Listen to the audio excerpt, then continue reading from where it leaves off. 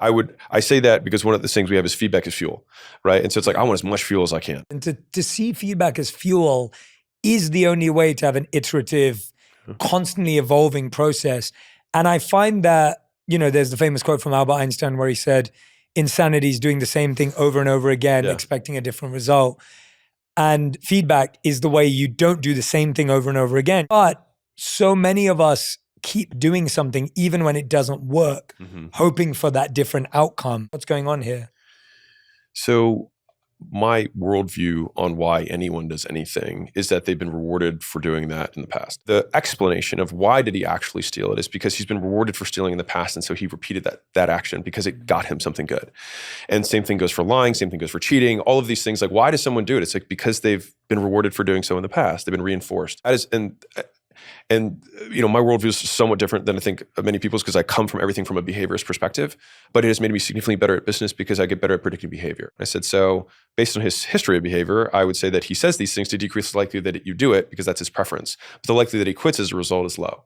And so it's like those kind of deconstructions, some people just take things at face value. It's like, well, if we actually try and find the explanation rather than the description of the event, we can get way better at predicting behavior, including our own. So many people will use trauma or some event and they will create a narrative around why. They just create this big story. And then they're like, I need to go see a therapist so that I can, untangle all of this. But if I were to say, hey, I'm going to teach you how to serve in pickleball, right? This is how you do it. And so it's so much more productive to just focus on what do we need to do instead, rather than trying to figure out why you did it, because the reality is you're never going to know. It's a convenient narrative and it might make sense, but at the same time, it could just be that you were rewarded for doing something like this in the past, period. Now, there might have been conditions that created that reward and you can lament the person, but at the end of the day, the only thing you can do about it is change behavior. And so trauma, which is tossed around a lot, I define as a permanent change in behavior from an aversive stimulus, from a bad thing. So you permanently change how you act because of something bad that happened. Well, did the change in behavior result in increase or decrease in the likelihood of achieving whatever goal we have?